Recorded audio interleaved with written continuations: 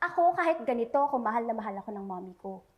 Eh ikaw, ni hindi ka nga binalikan o hinanap man lang ng biological mother mo for more than 2 decades of your existence. Kasi, sino ba namang nanay ang gugustuhin magkaroon ng anak na ganyan yung itsura kagaya mo? So kahit gaano ka pa ka-perfect, kahit gaano ka pa kagaling, hindi ka matanggap ng magulang mo. Imbes na ipagmalaki ka nila, kinakahiya ka pa. Tama ka. Inabando na nga ako ng totoo kong nanay. Pero may tinang naman ako na proud sa akin. Alam mo kung ano pang laman ko sa'yo? Meron akong tatay na sobra ring proud sa akin. At gusto akong makasama. Gagawin ang lahat para ipagtanggol ako sa mga nang-aapi sa akin. Anak ka lang sa labas. Ako pa rin yung totoo at legal na anak. Ninakaw mo lang yung daddy ko. Please, stop it! Wala akong ninanakaw sa'yo.